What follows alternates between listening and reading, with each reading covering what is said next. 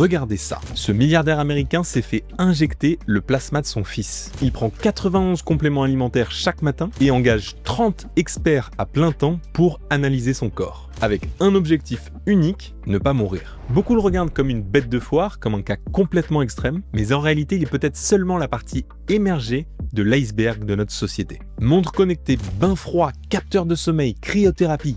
Qu'est-ce qui se passe? D'où vient notre obsession d'optimiser notre santé à tout prix? Pour y répondre, j'ai interviewé le sociologue expert du domaine, Nicolas Ledevedec, professeur à HEC Montréal, auteur du mythe de l'humain augmenté et spécialiste du mouvement transhumaniste. Je regarde un peu les comportements que j'ai et j'essaye de les comprendre et de voir si je suis un mouton ou s'il y a des explications à mes comportements. J'arrive avec 10 hypothèses, à lui de les valider ou non. Donc si vous aussi vous vous êtes mis à optimiser votre santé ou vous voyez vos proches s'y mettre, eh bien prenez votre shaker de protéines et installez-vous confortablement.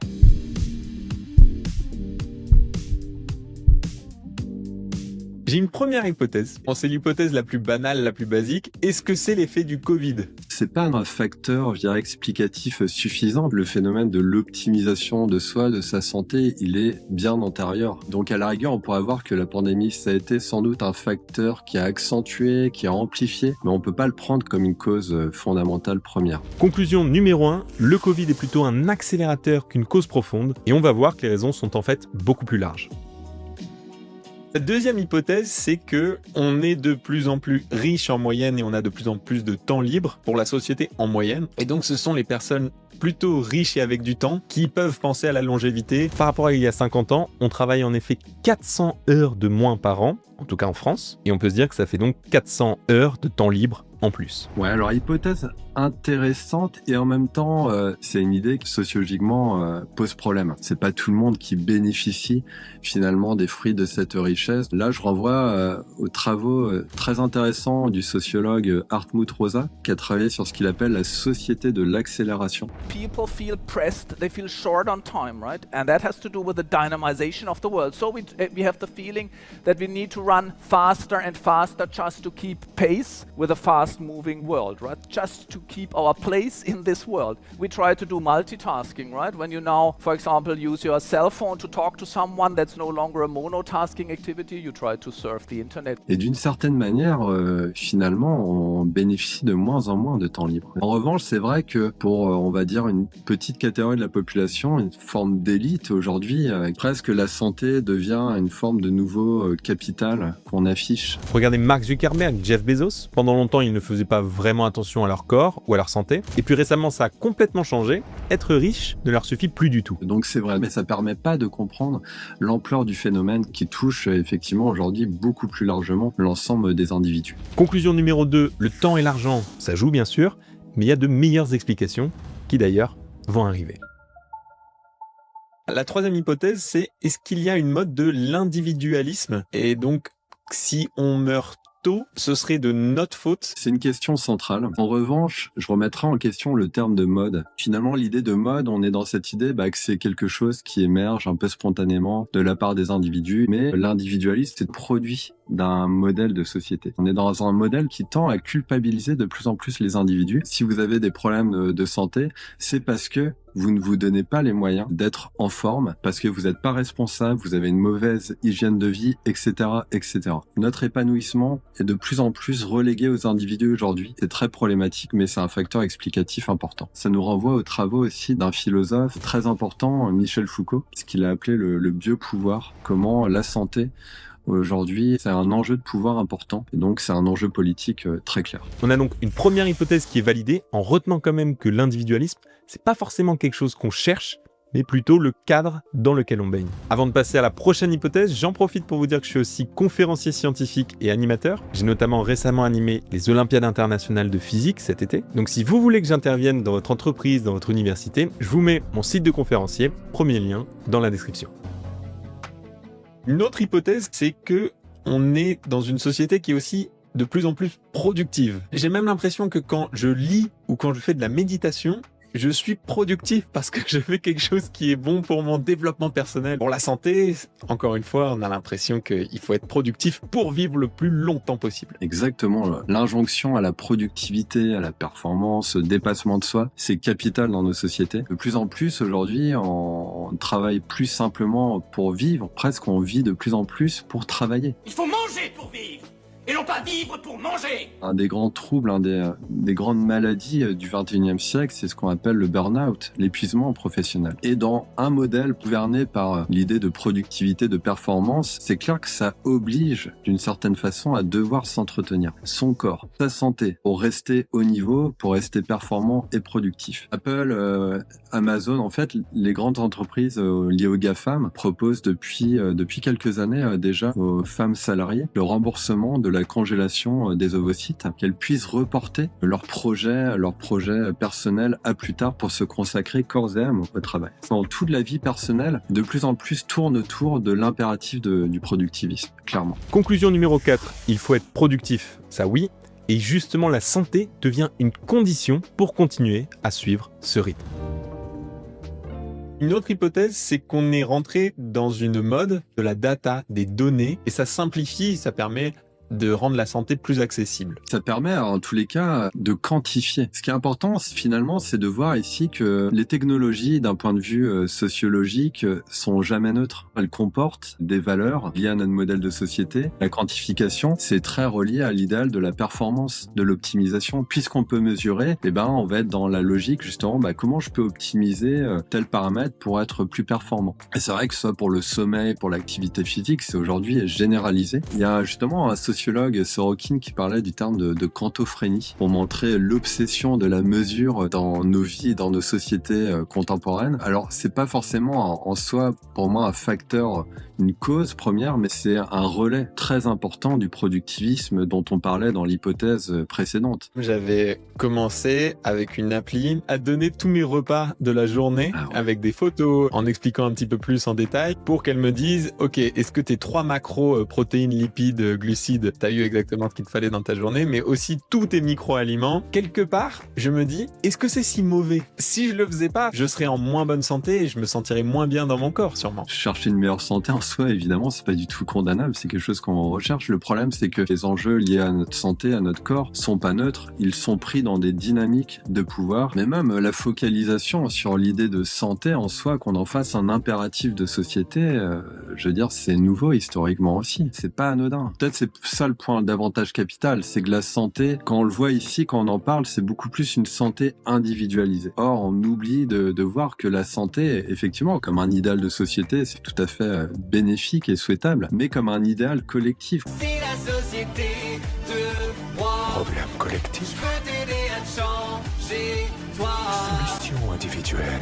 On construit collectivement où la santé dépend de déterminants sociaux, dépend de la question même des inégalités sociales. La société, quand on adresse la question des inégalités sociales, on contribue à une société en meilleure santé. Conclusion numéro 5, on est devenu accro aux données. Oui, complètement, mais c'est pas vraiment une cause, plutôt ça facilite notre côté productif et centré sur nous-mêmes, donc les points 3 et 4. Donc en quelque sorte, c'est comme pour le Covid, c'est plutôt un accélérateur du phénomène. On n'a encore rien vu, hypothèse suivante. Une autre hypothèse, mais qui est très liée, c'est on a une routine qui se met en place, la routine matinale, la routine du soir, pour optimiser sa santé, son sommeil, etc. Mettre une routine, ça permet d'oublier peut-être la complexité du monde et de se focaliser sur soi. Le fait de se centrer sur le bien-être personnel, c'est un peu une nouvelle forme quasiment de spiritualité de nos sociétés. Là, je renvoie à un autre ouvrage vraiment passionnant, le syndrome du bien-être, et il montre, c'est super intéressant, comment le bien-être est érigé en nouvelle forme de morale. Il y a un succès considérable des ouvrages autour du développement personnel, des coachs de vie aussi, de plus en plus amenés aujourd'hui à travailler sur soi plutôt qu'à agir politiquement pour transformer notre modèle de société. Il y a une forme de dépolitisation très forte. Bon, bien sûr, l'activisme politique existe toujours, mais en moyenne, c'est vrai qu'on observe deux tendances assez claires. Déjà, une baisse de la confiance envers les gouvernements. Aux États-Unis, par exemple, on était à presque 80% de confiance dans les années 60, et aujourd'hui, on est plutôt autour de 20%. Et ça, que le président soit démocrate ou républicain. Et deuxième tendance, il y a un désintérêt croissant pour l'actualité politique, et ce, quelle que soit la tranche d'âge, comme le montrent ces données du Reuters Institute et de l'Université d'Oxford dans 17 pays. Conclusion 6, la routine et le recentrement sur soi-même, hypothèse validée.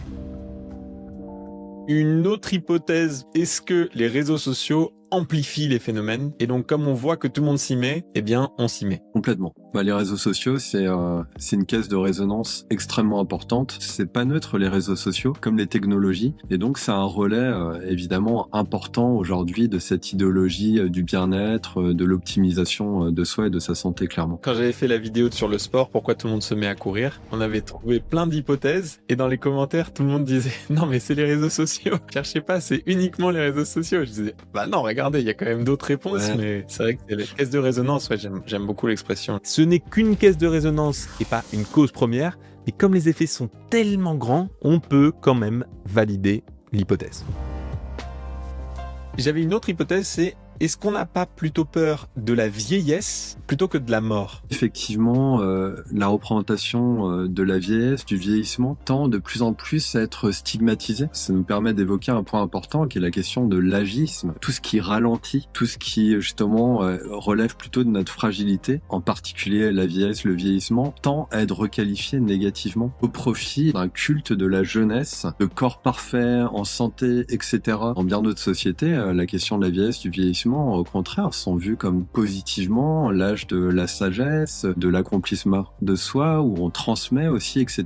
Dans nos sociétés, c'est vu comme un frein, une limite, une forme de handicap, d'une certaine façon, dont il faut se libérer. Un élément important, c'est le recours à la chirurgie esthétique, aujourd'hui, pour gommer les effets du vieillissement. Et d'ailleurs, le phénomène n'est pas prêt de s'arrêter. Les projections montrent une croissance extrêmement rapide du marché mondial de la chirurgie esthétique dans les 10 prochaines années. Conclusion, oui, on a l'air de lutter contre les signes du vieillissement, on a peur de vieillir et non pas juste de la mort. Est-ce qu'on a finalement peur de la mort parce qu'on ne la voit plus? Comme on a peur généralement de ce qu'on connaît pas, de ce qu'on ne voit pas, ce qu'on ne comprend pas, on a encore plus peur de la mort et on a encore plus envie de l'éviter. C'est vrai qu'on est moins confronté, moderne, à la mort, effectivement, déclin de la mortalité infantile qui était quand même vraiment extrêmement importante. Allongement aussi de l'espérance de vie. On nie la mort aujourd'hui, moins parce qu'on ne la voit plus que parce qu'on ne veut plus la voir. C'est tout l'imaginaire et l'idéal de la maîtrise scientifique du monde. La fameuse phrase de Descartes, se rendre comme maître et possesseur de la nature. Dès le XVIIIe siècle, la philosophie dans l'humanisme des Lumières, on pense en particulier à Condorcet, il projetait déjà l'idée qu'on pourrait imaginer une société dans le futur où la mort deviendrait quelque chose finalement de très lointain, qu'on aurait quasiment supprimé. Cet imaginaire de la maîtrise requalifie la mort comme quelque chose d'extrêmement négatif qu'il faut supprimer. Donc pour l'hypothèse numéro 9 qui est on a peur de la mort parce qu'on ne la voit plus, oui ça se vérifie mais c'est surtout l'effet inverse qui domine, on ne veut plus voir la mort. Et pour voir d'où ça vient, il faut qu'on parle de la dernière hypothèse.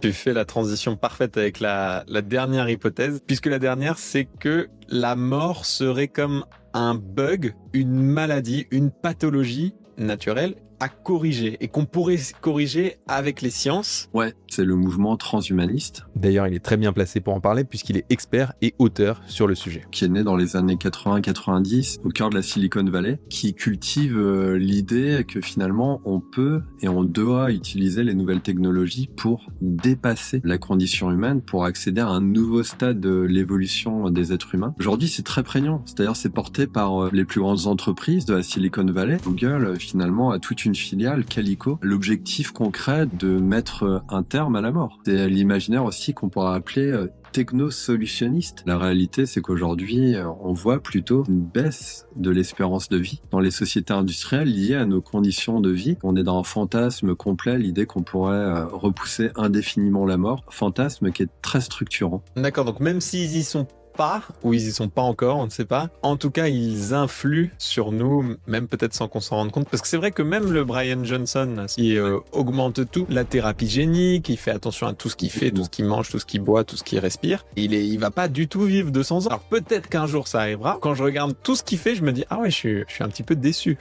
Le cas de Brian Johnson, il est vraiment super intéressant. Ce qui est intéressant, effectivement, c'est pas tant que ça va se réaliser, c'est que il propage, en tout cas, une vision que c'est souhaitable, qu'on cherche finalement comme société à supprimer la mort, à mettre à mort la mort. Ça nous détourne de l'urgence de notre temps, une urgence à la fois politique, sociale, écologique. On est toujours amené à discuter d'un futur très spéculatif au détriment d'interroger notre société actuellement. C'est un peu ça qui est, à mon sens, central. On a donc numéro 10, la mort est vue comme un bug, oui pour certains, et cette vision gagne du terrain, on baigne dans le transhumanisme. Et je laisse la conclusion à Nicolas qui a été limpide. Est-ce qu'il y a des sociologues qui seraient en désaccord complet avec toi et qui disent ce transhumanisme, il est essentiel? Le transhumanisme, c'est une vision du monde, c'est une idéologie. Il y a des chercheurs qui adhèrent à cette idée. On va retrouver aussi certains sociologues. Donc oui, c'est là on rentre un peu, je dirais, dans le champ politique. Néanmoins, beaucoup des recherches en sciences sociales aujourd'hui vont plutôt chercher à essayer de comprendre pourquoi il y a la prégnance de ces idéaux transhumanistes.